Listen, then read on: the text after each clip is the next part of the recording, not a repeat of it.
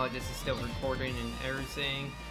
Yeah, so we're gonna quickly explain. So I mean, just in case if anybody wants to catch up on the ring match, I did play Gohan. I mean, it's based on like the videos I've been watching, how everybody plays. But yeah, let's do a quick review on it right now. As you can see, I think I just went straight to just Goku's and Gohan's. I did not add Moan's, Moha or Moa's. Sorry if I butchered that, but I think I just feel that yeah, it's good to like look up 5 cards and get at least 1 Paragraphs or 1 extra card. But I think that because of the deck size, it does work. It just makes it feel like that that it's either that you're gonna have dead draws and not enough time to get the pieces together. I mean, it does bring the pieces together, just you get a lot of the one drops, which is another thing. But I mean, in the way of this, how this deck works, it's not necessarily, you're not necessarily gonna build the one drops on the board like the blue and yellow decks or even red decks do. And then you get the Vegetas, and then you get the Gokus, just to so that you can ramp up just in case in, like, you know, situational kind of way. The Gokus is more situational.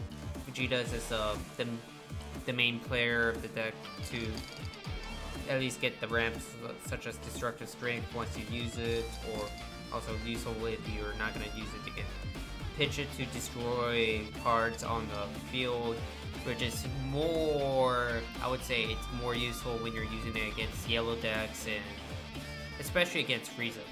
It's way helpful when you're going up against Frieza. But other decks, I mean, it's good, but they still have pressure. I mean, there's like some strong size and weak size to it, but yeah, Vegeta is good. The only downside is that you're reducing your hand size, but yeah, that's one thing. And then you got Goku, where if you feel like that you got too many of these on your hand, you're already at 4 or even 5. Good to run Goku. I mean, the only downside is you're losing him to the battlefield. Like, you're putting him on the battlefield, so that's -1 on your hand, and then you're also putting a card that is in your hand and you're putting it on energy, so it's like the same, you're minusing 2 to your hand, you're reducing your hand size. But at least it's also good pressure because he's a 25k beat stick, so at least there is that. So it will probably be good against if you're using it against battle cards or even going against leaders. Not so much against Broly. I mean, yeah, it's good to pressure the Broly leader, but having him around late game against Broly, that's gonna be crazy, unless if you're gonna go at your like final stand and the Broly doesn't have much pieces to go with, then yeah, be my guess. Selku, I mean, good for energy, good to combo. It's more situational like Goku is, just the 4-drop. It's more situational because the turtlets brings a lot of pressure and keeps the energy open, so there's 2 sides to it. The downside is that the energy will be res, and then this one has a strong side where it's a crit, and the energy becomes active after you got it from drop, so at least there's that.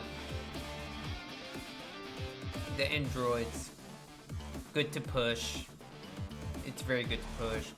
It really makes the opponent have to think more on if they want to out combo the androids or they want to take the hit.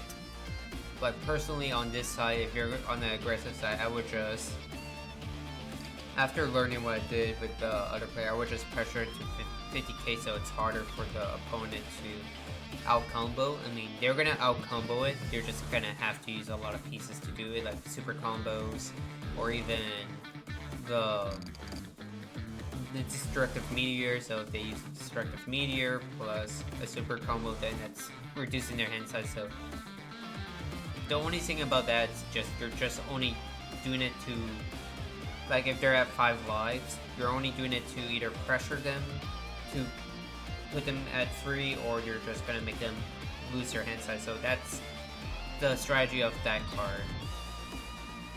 And then you got Gohan, a situational card where if you don't see your strongest pieces, and I mean if you're in the if you're in a good format, not like when you could say you're getting outnumbered by a lot of pieces from the opponent, that's not gonna be the brightest thing to go from. Just like if you're going mirror, then that's pretty good. But if you're going against yellow decks, then if there's like a lot of 20Ks, then this might be a good situation. But of course,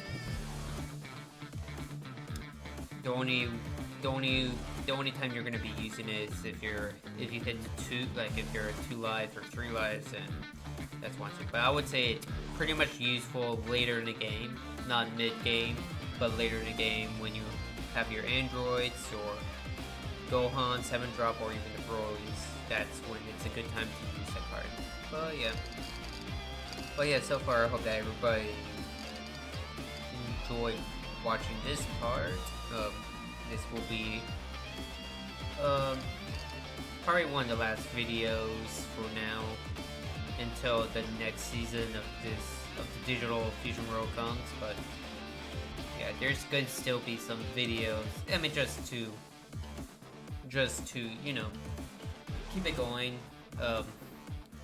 I'm probably gonna say that this is gonna be the playlist season 1, then season 2, and then we can go from there.